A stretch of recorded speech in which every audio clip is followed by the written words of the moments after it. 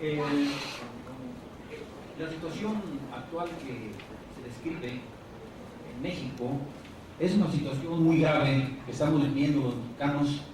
en virtud de la militarización o del excesivo uso del ejército para dirimir asuntos de carácter social o dirimir asuntos que tienen que ver con la seguridad pública. Pero nosotros debemos analizar por qué está pasando esta situación. Bueno, en primer lugar, la actual administración se debe, desde mi punto de vista, a que tenemos un gobierno ilegítimo. Pero también lo hemos tenido legítimo desde antes, desde hace décadas. Por ejemplo, en el fraude electoral de 1988, en donde Salinas nos involucra en un tratado de libre comercio que es un mecanismo de cooptación para el asunto de los avances democráticos en México, que esa era una preocupación de los servicios de inteligencia de Estados Unidos. Es decir, en México va a haber un cambio democrático, va a llegar a la izquierda, entonces tenemos que instrumentar un mecanismo para cooptar esos avances democráticos a través del Tratado de Libre Comercio. Después vienen otras administraciones, como por ejemplo viene la de Zedillo, que llega a la presidencia de la República por un crimen de Estado. Luego viene el avance de la derecha, llega a Fox, ¿sí? Y después nos dimos cuenta de que había llegado a la presidencia de la República por un compromiso que hizo con las cúpulas del poder económico y a través de un financiamiento oscuro que tiene que ver con la economía criminal. Finalmente llegamos a esta administración a través de un fraude electoral que está muy bien documentado, o mejor documentado que el de 1988, pero lo grave del asunto aquí es que el Estado Mayor Presidencial da un golpe de Estado técnico para imponer a Calderón en el poder, coludido principalmente con el Partido Acción Nacional, con los instrumentos, digamos, de fiscalización electoral, como es el IFE y el TRIFE, con el apoyo, ¿sí?, del Congreso, porque también se involucraron todos los partidos políticos, con la Policía Federal Preventiva, con el Ejército, pero todos manipulados desde el Estado Mayor Presidencial. En esta circunstancia, para analizar qué está sucediendo, tenemos que hacer un análisis, primeramente, de cuáles son las funciones que tiene el Ejército en México, y están contempladas y tipificadas perfectamente bien en nuestra Constitución General de la República. No obstante que esa Constitución fue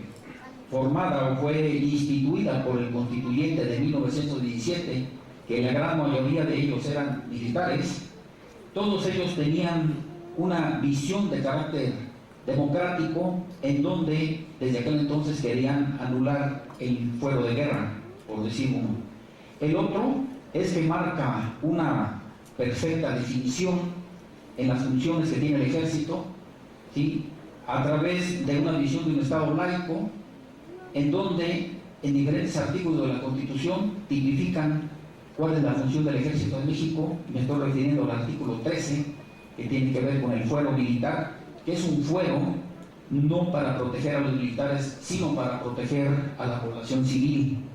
Por otro lado, el artículo 29, que previene que para hacer uso de la fuerza o de la máxima fuerza del Estado, como es el Ejército,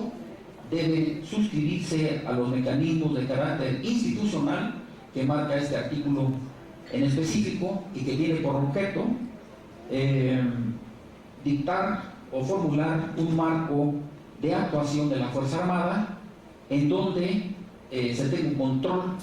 del manejo de las tropas, del ejercicio del mando, del ejercicio del presupuesto, pero sobre todo un contrapeso de carácter de fiscalización civil para evitar precisamente las violaciones a los derechos humanos. En México, el único estado de excepción que se ha dictado fue en la época de Ávila Camacho, cuando se viene el asunto de la declaración de guerra de la Segunda Guerra Mundial. Es el único estado de excepción que ha habido en México documentado, en donde se involucran todos los poderes del Estado, tal cual lo define el artículo 29 de la Constitución. Por otro lado, el artículo 129 constitucional previene que en tiempo de paz ninguna autoridad puede realizar más funciones que no tengan exacta conexión con la disciplina militar. En estos numerales de la Constitución está pues tipificado cuáles son las funciones del Ejército. Paralelamente a ello, hay una ley reglamentaria de estos artículos, que es la Ley Orgánica del Ejército y Fuerza Aérea Mexicanos y la Ley de la Armada, en donde están especificadas las funciones del Ejército, que yo se las voy a mencionar. Una es la defensa de la integridad territorial y de la soberanía del país, que es el párrafo primero del artículo primero de la Ley Orgánica del Ejército. El segundo tiene que ver con el asunto de orden interno y el tercero tiene que ver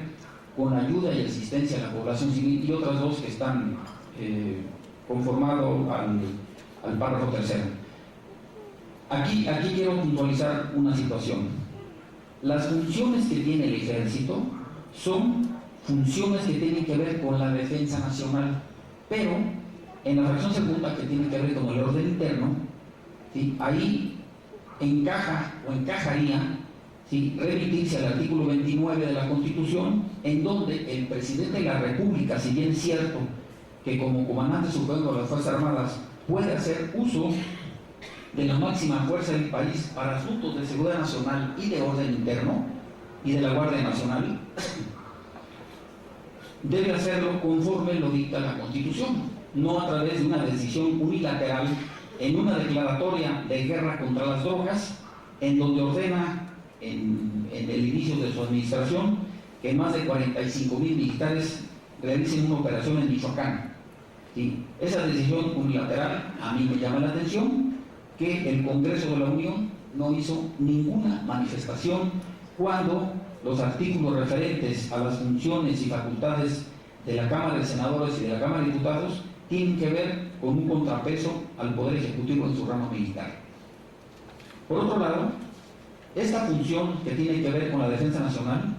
y que está tipificada, como lo dije, en la Ley Orgánica Militar, está perfectamente bien definida, pero aparte de ello hay otros reglamentos que previenen, por ejemplo la Ley de Disciplina, que ningún militar puede realizar funciones de policía, ¿sí?, y que en caso de flagrancia puede hacer, como cualquiera de nosotros en caso de flagrancia, podemos detener al infractor o al presunto infractor y de inmediato entregarlo a la autoridad. Sin embargo, a través de una política que Calderón adoptó, como la adoptó Fox, a través de la Alianza para la Seguridad y Prosperidad de América del Norte, en donde el Poder Ejecutivo y los poderes de la nación mexicana admiten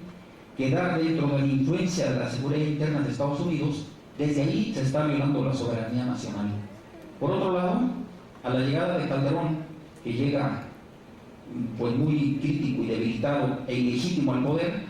para legitimarse admite la firma del Plan Mérida o del Plan México, en donde involucra al ejército mexicano en la lucha contra el narcotráfico desde una visión unilateral, y que también creo que son cómplices, y lo he dicho a veces, el Congreso de la Unión y la misma Suprema Corte de Justicia, porque la Suprema Corte de Justicia en 1996 hace una interpretación del artículo 129, en donde llega a la conclusión de que la actuación del ejército en la lucha contra el crimen organizado o en la seguridad pública son legales. En esta circunstancia, nosotros debemos hacer una revisión profunda de estos mecanismos institucionales para impedir